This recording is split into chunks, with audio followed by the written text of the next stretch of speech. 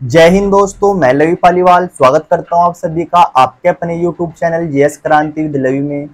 दोस्तों, इससे पहले की क्लास में हम लोगों ने पढ़ा था कि भारतीय संविधान के स्रोत क्या क्या है, अर्थात भारत के संविधान में दूसरे देश के संविधान से कौन कौन सी चीजें ग्रहण की हुई है, उन सब के बारे में हमने कल अध्ययन कर लिया था।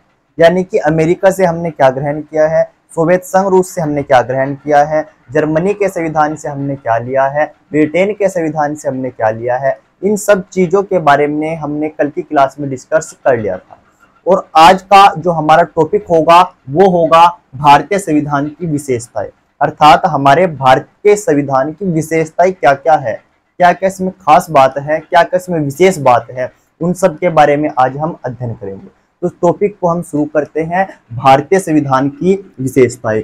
और नंबर 1 इसकी सबसे पहली विशेषता क्या है कि जो भारत का संविधान है वो पूरे विश्व का सबसे बड़ा संविधान है, विश्व का सबसे बड़ा संविधान। और ये लिखित संविधान है।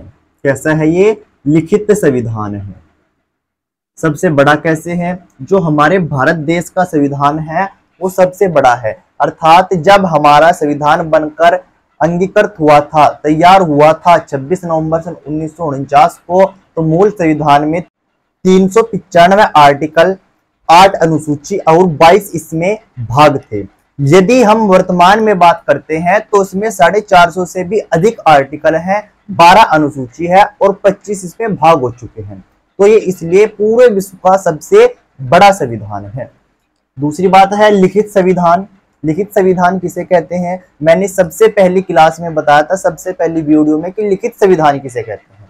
तो लिखित संविधान उसे कहते हैं जिस देश के संविधान निर्माण करने के लिए किसी निश्चित संविधान सभा का गठन किया जाता हो, उस देश के संविधान को हम लिखित संविधान कहते हैं। और हमारे भारत का संविधान लिखित संविधान है, ब्रिटेन का संविधान लिखित संविधान है। तो ये थी इसकी विशेषता। दूसरी विशेषता के बारे में हम इसकी बात करते हैं कि भारतीय संविधान की दूसरी विशेषता क्या है। भारतीय संविधान की दूसरी विशेषता है कि ये लचीला व कठोर है। लचीला और कठोर होने के बावजूद हम इसको कह सकते हैं कि ये मिश्रित संविधान है। कैसा संविधान है? मिश्रित, क्योंकि इसमें जो लचीली विशेषता है वो भी पाई जाती है और जो कठोर विशेषता है इसमें वो भी पाई जाती है। क्या समझेंगे हम यहाँ से? लचीला संविधान कैसे है और कठोर संविधान कैसे है। तो दो बातों को हम समझेंगे, लचीला और कठोर ये कैसे है। लचीला संविधान इसको क्यों कहा गया? लचीला संविधान वो होता है जिस देश के संविधान में संशोधन करना बहुत आसान होता है, बहुत जल्दी से संशोधन हो सकता है, उस देश के संविधान को हम लचीला संविधान कहते हैं। और कठोर संविधान किसे कहते हैं? कठोर संविधान उसे कहेंगे जिस देश के संविधान में संशोधन करना बहुत कठिन होता है, उस देश के संविधान को हम कठोर संविधान कहते हैं। लेकिन भारत के संविधान में दोनों विशेषताएं पाई जाती है। कैसे पाई जाती है वो भी देख लेंगे। तो लचीला जो संविधान होगा, लचीला संविधान में संशोधन कैसे हो सकता है आसानी से, वो देखेंगे। पहली बात तो ये देखेंगे कि जो संशोधन होता है हमारे संविधान में, वो संशोधन कितने तरीके से हो सकता है। तो संविधान में संशोधन कुल 3 तरीके से हो सकता है। और 3 तरीके कौन कौन से हैं? नंबर 1 है साधारण बहुमत। कौन सा बहुमत? नंबर 1 साधारण बहुमत। नंबर 2 है विशेष बहुमत, विशेष बहुमत। और नंबर 3 है विशेष बहुमत प्लस आधे राज्यों का अनुमोदन। आधे राज्यों का अनुमोदन। तो इन 3 तरीकों से क्या हो सकता है? भारत के संविधान में संशोधन किया जा सकता है। तो ऐसा संशोधन जो साधारण बहुमत के द्वारा हो सकता है, उस संशोधन को हम क्या कहेंगे? उसको कहेंगे हम लचीला संविधान संशोधन। कैसे हो सकता है? जैसे हम देखते हैं कि भारत के जो राज्य हैं और उन राज्यों के नाम में यदि परिवर्तन करना है, या राज्यों की सीमा में परिवर्तन करना है, या 2 से अधिक राज्य के क्षेत्र को काटकर एक नए राज्य का निर्माण करना है, तो ये कार्य संसद कर सकती है। और इस कार्य करने के लिए इसको साधारण बहुमत की आवश्यकता पड़ती है। या किसी राज्य में विधान परिषद का गठन करना हो या विधान परिषद को खत्म करना हो, ये कार्य भी संसद के पास है और संसद इसको बहुत ही आसानी से साधारण बहुमत से पारित कर सकती है और इसमें संशोधन कर सकती है। तो ये तो बात होती है साधारण बहुमत की, यानी कि बहुत आसानी से परिवर्तन हुआ तो क्या हो गया, लचीला संविधान हो गया। लेकिन बहुत सारे आर्टिकल हमारे संविधान में ऐसे हैं जिसमें संशोधन करना बहुत कठिन हो सकता है। कैसे होगा उनमें संशोधन, वो देखेंगे। जैसे विशेष बहुमत प्लस आधे से अधिक राज्यों का अनुमोदन लेने के लिए क्या करना होता है, विशेष बहुमत में करना क्या होता है, इसमें यह होता है कि जो संसद है और संसद के कुल सदस्य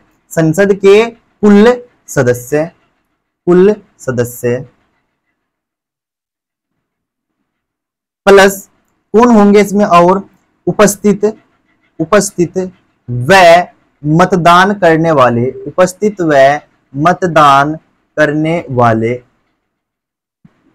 2/3 सदस्य।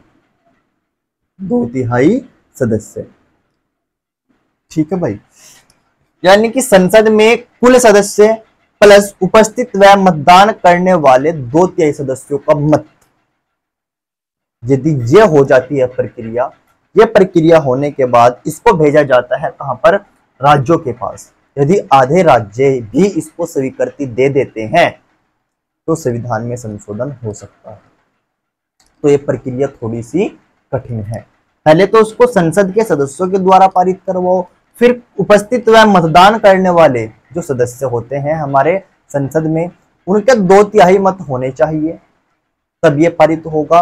पारित होने के बाद फिर कहां जाएगा, ये राज्यों के पास जाएगा, फिर आधे राज्य इस पर अनुमोदन देंगे, तब कहीं जाकर इस संविधान में संशोधन किया जा सकता है। तो कौन कौन से में आर्टिकल हैं या कौन कौन से में विषय हैं जिस पर विशेष बहुमत की आवश्यकता पड़ सकती है।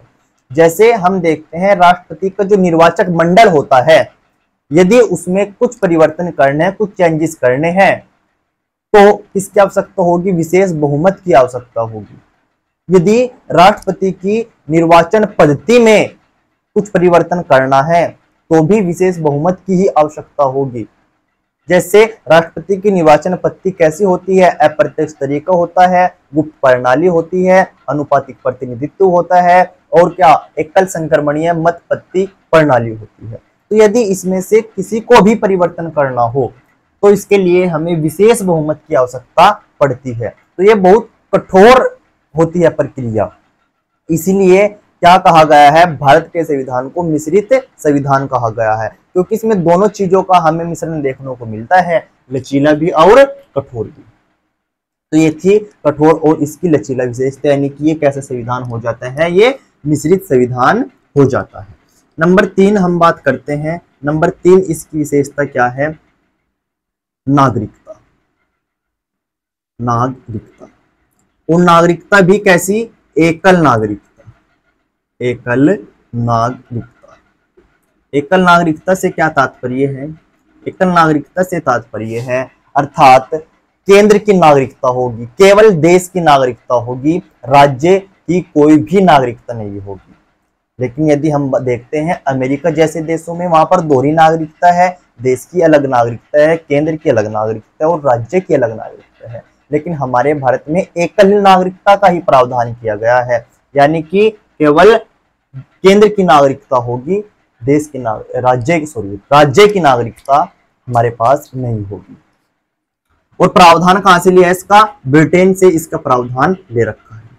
चौथी बात करते हैं हम, चौथा क्या हो सकता है, मौलिक अधिकार, फंडामेंटल राइट्स जिनको हम बोलते हैं मौलिक अधिकार। और मौलिक अधिकार का प्रावधान कहां से ले रखा है, तो मौलिक अधिकार का प्रावधान अमेरिका के संविधान से हमने ले रखा है। तो मौलिक अधिकार यानी कि हमारे पास क्या क्या हमारे अधिकार होंगे, क्या क्या हमारे राइट होंगे, उन सब का वर्णन भी कहाँ हमारे संविधान की विशेषताओं में किया गया है। हमारे अधिकार जैसे भारत के किसी भी राज्य क्षेत्र में हम घूम फिर सकते हैं, हमारे साथ कोई भी व्यक्ति जाति, धर्म, लिंग आदि के आधार पर भेदभाव नहीं कर सकता, और क्या सरकारी नौकरियों यानी कि समान अवसर हमें प्राप्त होगा, लोक नियोजन में हमें समान अवसर प्राप्त होगा। अस्पृश्यता का अंत किया गया है आर्टिकल 17 में, यानी कि छुआछूत का अंत किया गया है। आर्टिकल 18 में उपाधियों का अंत किया गया है। तो ये सब हमारे क्या है, मौलिक अधिकार है, फंडामेंटल राइट है हमारे। ठीक है भाई। नंबर 5 बात करते हैं हम। नंबर 5 है राज्य के नीति निर्देशक तत्व। राज्य के नीति निर्देशक तत्व, नीति निर्देशक तत्व ये क्या होते हैं? ये होते हैं यानी कि हमारे संविधान ने केंद्र सरकार और राज्य सरकार के ऊपर कुछ जिम्मेदारियां थोप दी है, यानी कि अपने नागरिकों के बारे में सोचने के लिए मजबूर कर दिया है राज्यों के नीति निर्देशक तत्व में। यानी कि राज्य सरकार के कर्तव्य हैं, राज्य सरकार को करने होते हैं, यानी कि अपने नागरिकों को खुशहाल जीवन व्यतीत करने के लिए ऐसा किया गया है। तो इनको ही कहा गया है राज्य के नीति निर्देशक तत्व। और प्रावधान कहाँ से लिया गया है? इनका प्रावधान लिया गया है आयरलैंड देश के संविधान से। नंबर 6 बात करते हैं मौलिक कर्तव्य। छठी विशेषता क्या है इसकी? मौलिक कर्तव्य इसकी छठी विशेषता है। और मौलिक कर्तव्यों का प्रावधान कहाँ से लिया गया है? इसका प्रावधान सोवियत संघ रूस से लिया गया है मौलिक कर्तव्यों का। या क्या, और यहाँ से प्रश्न बनते रहते हैं अक्सर कि क्या मौलिक कर्तव्य मूल संविधान में थे? तो मूल संविधान में मौलिक कर्तव्यों का कोई भी जिक्र नहीं किया गया है। तो इनको कब जोड़ा गया? इनको जोड़ा गया 42वां संविधान संशोधन 1976 के तहत सरदार स्वर्ण सिंह समिति की सिफारिश के आधार पर इनको जोड़ा गया।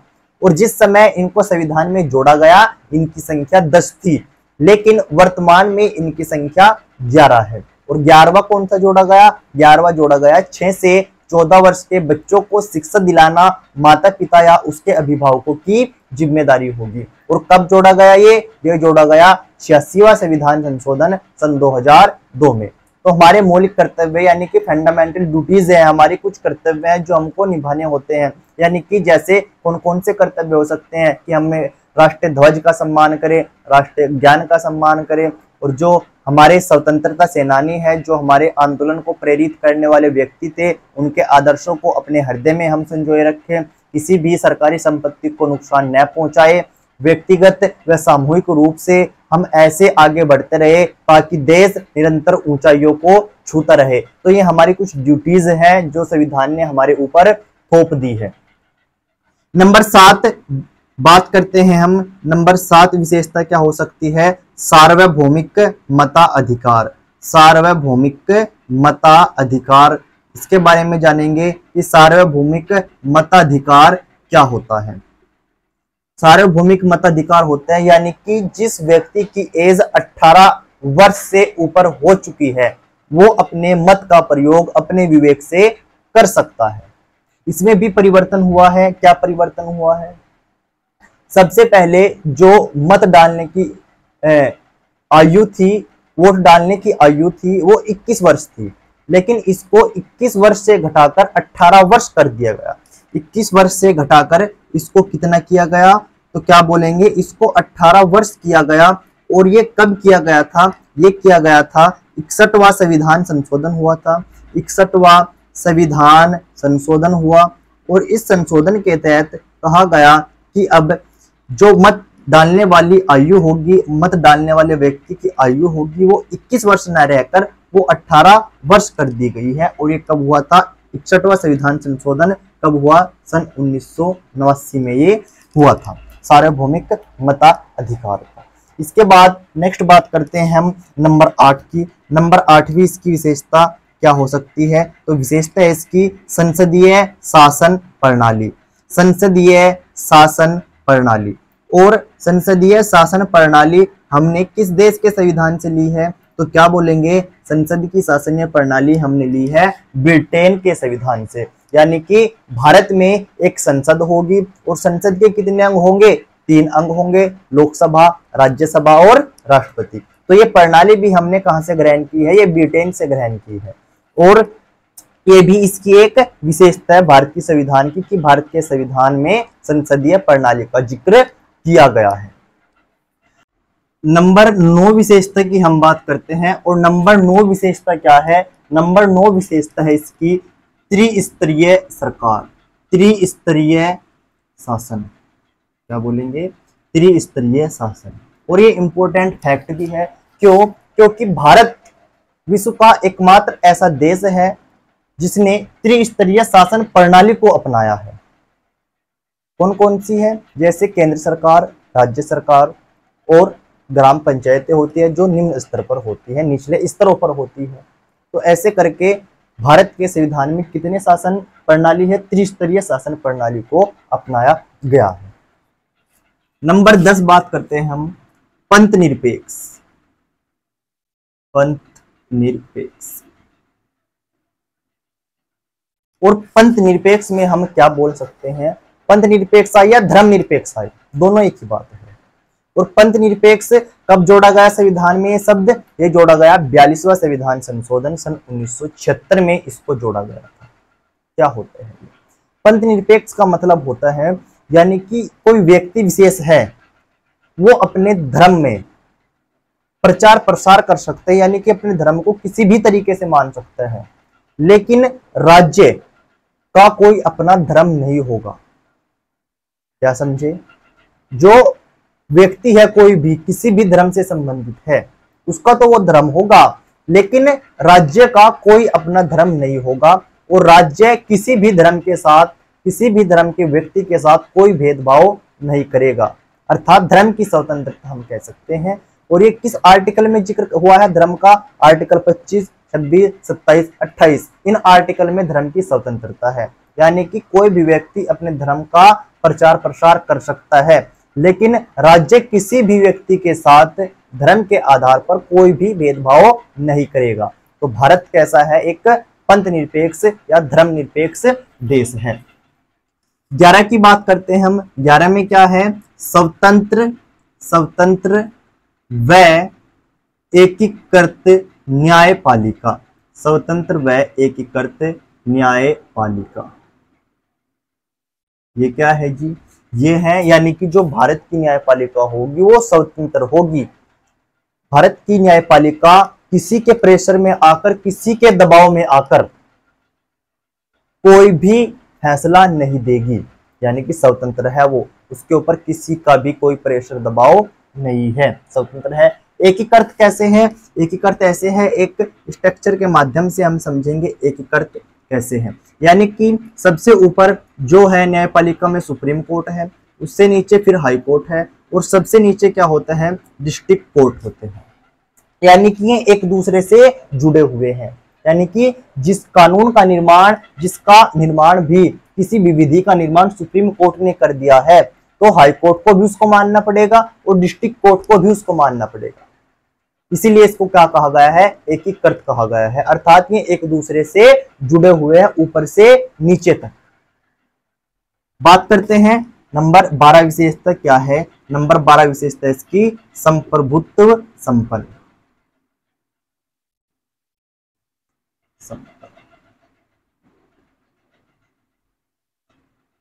संप्रभुत्व संपन्न। संप्रभुत्व संपन्न क्या होता है? संप्रभुत्व संपन्न वो होता है यानी कि वो देश जो अपने आंतरिक व बाह्य मामलों के निर्णय लेने के लिए स्वतंत्र हो, उसको हम कहते हैं संपूर्ण प्रभुत्व संपन्न देश। यानी कि जो भारत देश है, यदि उसे अपने किसी आंतरिक मामला या कोई विदेशी मामला है और उस मामले पर कोई डिसीजन लेना है, कोई निर्णय लेना है, तो कोई भी बाहरी देश उस पर दबाव नहीं बना सकता। यदि दबाव बनाता भी है तो भारत कहेगा कि हम संपूर्ण प्रभुत्व संपन्न देश है, हम तुम्हारा दबाव नहीं मानेंगे। यानी कि भारत की सरकार किसी के दबाव में आकर कोई डिसीजन, कोई फैसला नहीं लेगी। जो भी फैसले करने हैं, जो भी कार्य करने हैं, वो अपने विवेक से कर सकती है। तो ये होता है संपूर्ण प्रभुत्व संपन्न देश। और ये थी भारतीय संविधान की विशेषताएं। तो हम लोगों ने आज बहुत अच्छे से पढ़ा है कि जो भारतीय संविधान की मोस्ट इंपोर्टेंट विशेषताएं थी, उन सब के बारे में आज हमने अच्छे से जाना है।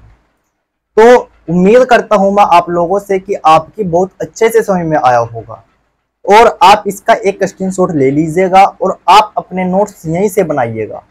यहाँ से आपके बहुत अच्छे नोट्स तैयार होंगे, आप इसका स्क्रीनशॉट ले सकते हैं।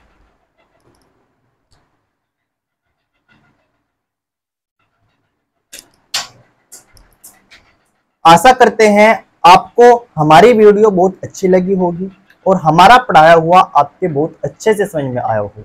यदि आपको हमारी वीडियो अच्छी लगती है तो आप हमारे चैनल को सब्सक्राइब करिएगा, हमारी वीडियो को लाइक करिएगा और हमारी वीडियो को शेयर भी करिएगा और कमेंट करके हमें जरूर बताइएगा कि आपको हमारा पढ़ाया हुआ अच्छा लगता है, समझ में आता है या नहीं आता है। और जल्द ही मिलते हैं नेक्स्ट वीडियो में। तब तक के लिए सभी दोस्तों को टेक केयर, बाय बाय, जय हिंद, जय भारत।